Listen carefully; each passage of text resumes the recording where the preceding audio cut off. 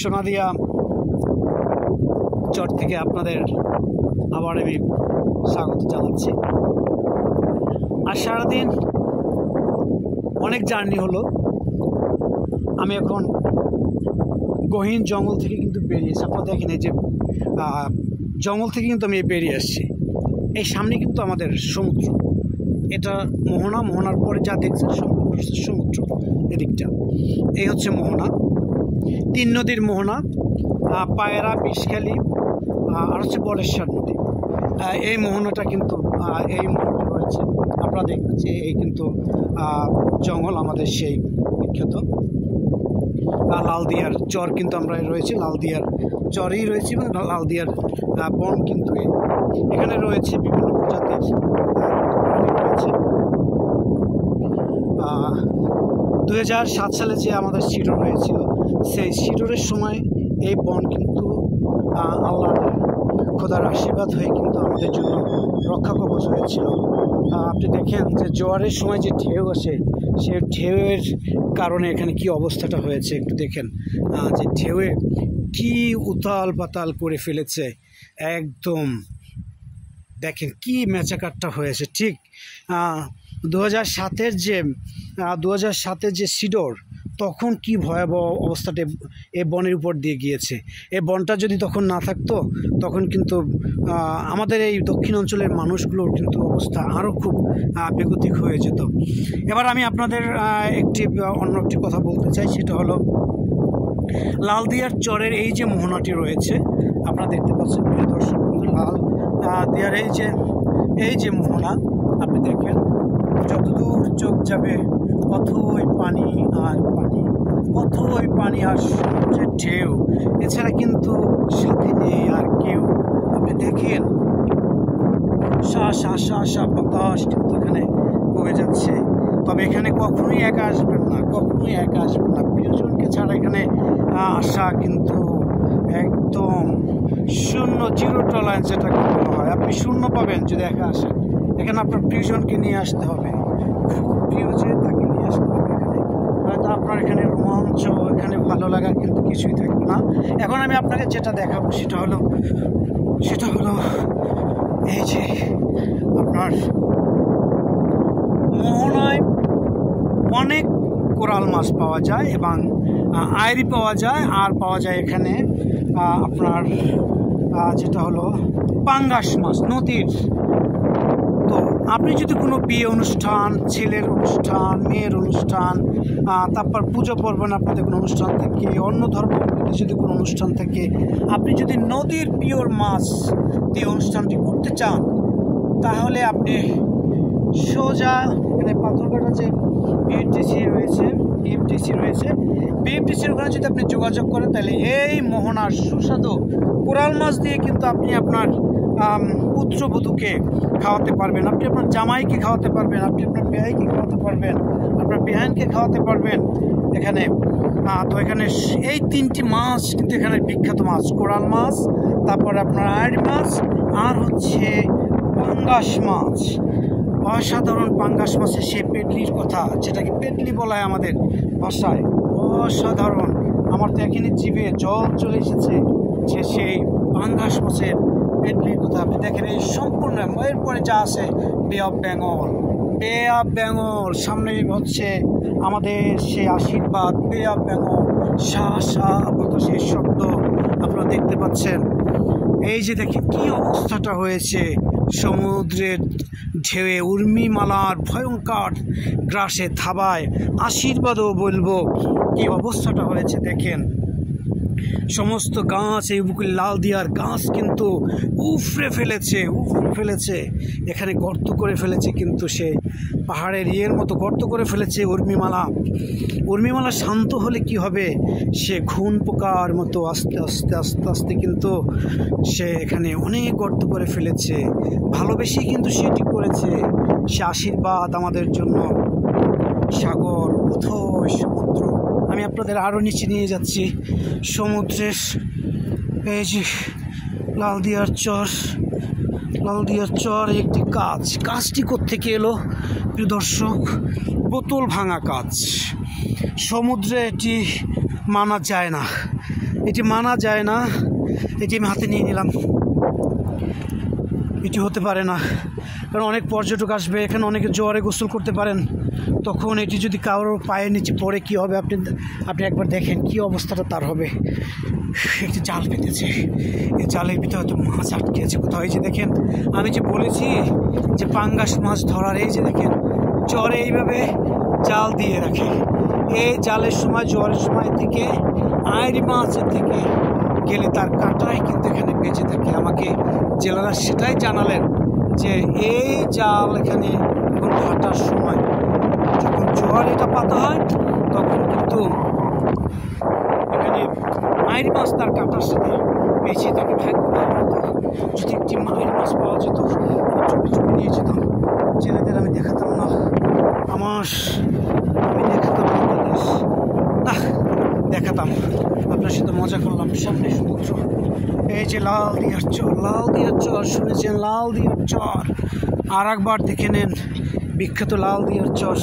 চরে চরে হাঁটছি। কবি জসিমউদ্দিনের বিখ্যাত সে কবিতাটিকে আমার হঠাৎ মনে পড়ে গেল, আমি আপনাদের শোনাই।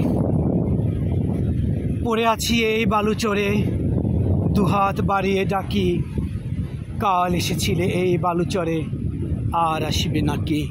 কবির বিখ্যাত কবিতা। আমি মাঝে মাঝে প্রায়শই কোথাও চরে গেলে এই কবিতাটি আমি আবৃত্তি না করে পারি না। কবিতাটির কথা হচ্ছে, কাল এসেছিলে এই বালুচরে। হয়তো কবির প্রেমিকা কবির সাথে এই বালুচরে মিট করেছিল, দেখা করেছিল কোন এক বালুচরে। তো হঠাৎ করে কবি বললেন, কাল এসেছিলে এই বালুচরে, পড়ে আছি এই বালুচরে, দুহাত বাড়িয়ে ডাকি, কাল এসেছিলে এই বালুচরে, আর আসিবে নাকি। মানে এই বালুচরে কিন্তু কবির সাথে তার প্রেয়সীর, তার প্রেমিকার, তার প্রিয়জনের কিন্তু মোলাকাত হয়েছিল, দেখা হয়েছিল, প্রণয় হয়েছিল, ভালোবাসা হয়েছিল। কিন্তু আজ কিন্তু তার প্রেমিকা তার কাছে নেই। কিন্তু কবির সে কথা কিন্তু এখনও তার মনে গেঁথে আছে।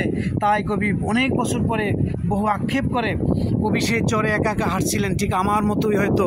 আর তিনি তার প্রেমিকাকে উদ্দেশ্য করে বলেছিলেন, পড়ে আছি এই বালুচরে, দুহাত বাড়িয়ে ডাকি, কাল এসেছিলে এই বালুচরে, আর আসিবে নাকি।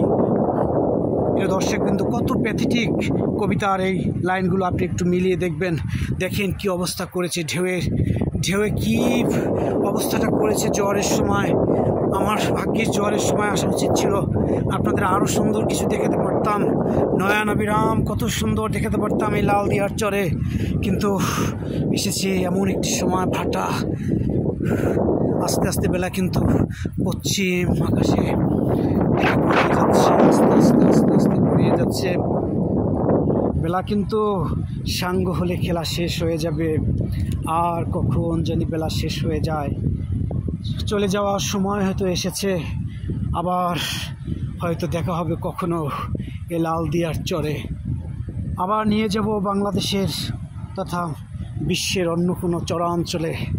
প্রিয় দর্শকবৃন্দ, আপনারা অনেক ভালো থাকবেন, এবং আপনারা চলে আসবেন এই ঐতিহ্যবাহী পাথরঘাটা বরগুনার এই লাল দিয়ার চরে।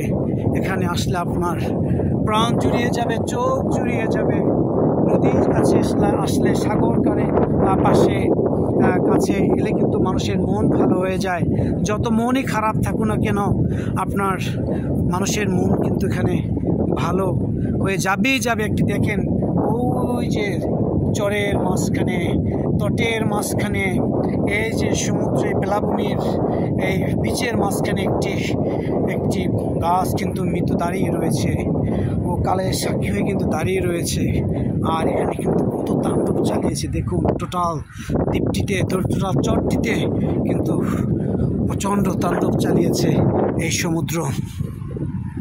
সামনে অথই সমুদ্র, যা দেখবেন সব সমুদ্র, ক্যামেরায় যতখানি দেখতে পাচ্ছেন সব পানি আর পানি, সামনে শুধু মহাসমুদ্র। প্রিয় দর্শক, এবারে কিন্তু বিদায় নেওয়ার পালা। এই যে চর দেখতেছেন, চরে চরে হাঁটতেছি। আপনারা আসবেন, এই হরিণঘাটা আসবেন, এখানে লাল দিয়ার চর আসবেন, পাথরঘাটা, অনেক কিছু দেখার রয়েছে। নীলিমা পয়েন্ট আছে, আমি নীলিমা পয়েন্টে আজকে যেতে পারবো না হয়তো, নীলিমা পয়েন্ট আমার যাওয়া হবে না, আমি 2-1 দিনের ভিতরে আপনাদের অন্য কোথাও নিয়ে যাব। দেখেন আরেকবার এই লাল দিয়ার চরটি একটু ভালো করে দেখেন, কত সুন্দর। এই যে একটি গাছ পড়ে আছে বালুর ভিতরে, কিন্তু এখানে ছিল এই চর, কিন্তু এখানে ছিল, সেটা ভেঙে ভেঙে ভেঙে ভেঙে কিন্তু আস্তে আস্তে কিন্তু বিলীন হয়ে যাচ্ছে। প্রতিদিন কিন্তু এখানে বনভূমি উজাড় হয়ে যাচ্ছে, আর আদম সন্তানরা কিন্তু সেগুলো কেটে কেটে নিয়ে যাচ্ছে। এটা আপনাদের আমি গোপনে বলে গেলাম।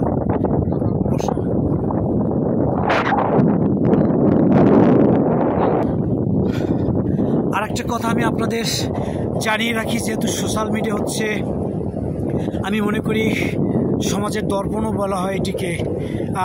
আমি আপনাদের এটা বলতে চাই, আমি এটা প্রশাসনের নজরে নিয়ে আসতে চাই। এখানে কিন্তু অসংখ্য গোপজাল দেখা যাচ্ছে, এটাকে গোপজালই বলা হয় মেবি। আপনি দেখবেন দূরে কোথাও একটু লাঠি দেখা যাচ্ছে, এই যে সমুদ্রের মাঝখানে এতে কিন্তু গোপজাল পাতা হচ্ছে। এই গোপজালে কি হয়? গোপজালে হয় যেখানে ছোট ছোট মাছের যে রেণু, মাছের যে পোনা, আপনি মনে করেন চিংড়ি মাছ হতে পারে, সেটা অন্য মাছ হতে, যে কোনো মাছ হতে পারে, সেই মাছের টনে টনে টনে টনে কিন্তু রেণু এই জালগুলোয় ধরা পড়ে, আর সে রেণু মারা যায়। আর রেণু মারা যায় মানে তো আমরা মৎস্যশূন্য হয়ে যাচ্ছি বাংলাদেশ। সাথে আমি প্রশাসনের কাছে আমি নেক দৃষ্টি কামনা করছি, আপনারা বাংলাদেশ মৎস্য অধিদপ্তরের কাছে আমি করজোরে মিনতি রাখছি, এবং মাননীয় প্রধান উপদেষ্টার কাছে কিন্তু আমি এখান থেকে বিনীত অনুরোধ রাখছি, এই গোপজাল কিন্তু উঠিয়ে দেওয়া হয় যেন, এটা আপনার কাছে আমার বিনীত অনুরোধ। যদি এই গোপজাল না থাকে আমরা কিন্তু রেণু পাবো, আর রেণু যদি পাই সেই রেণু কিন্তু আমাদের বড় বড় মাছ হয়ে যাবে, কোরাল মাছ হয়ে যাবে, বিখ্যাত মোহনার কোরাল মাছ হয়ে যাবে, আইরি মাছ হয়ে যাবে, এবং হয়ে যাবে সেটি বড় বড় পাঙাশ মাছ। তো আপনারা ভালো থাকবেন, আবার দেখা হবে আপনাদের সাথে অন্য কোনো এপিসোডে। আর একবার আপনারা দেখে নিন এই যে আমাদের সমুদ্র, দেখে নিন আমাদের এই সোনাদিয়ার সেই বিখ্যাত চর। আমি আপনাদের কতখানি সুন্দর করে দেখাতে পারছি জানি না, কথা বলার মাঝে আমার হয়তো অনেক ভুল হয়েছে, এডিট করা হয়তো হবে না, তা আজকে ছেড়ে দিব।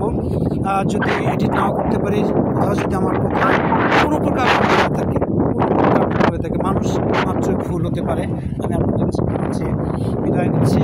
সবাই ভালো থাকবেন। আরেকটা কথা আপনাদের আমি বলে দিতে চাই, যার সন্তানের দিকে খেয়াল রাখবেন। আপনার সন্তান কোথায় রয়েছে অবশ্যই খবর নেবেন, কি করছে, কার সাথে মিশছে, অবশ্যই আপনি আপনার সন্তানের খবর নেবেন।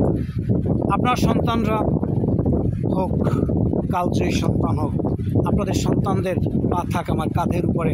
সবাই ভালো থাকুন, আল্লাহ হাফেজ, আসসালামু আলাইকুম।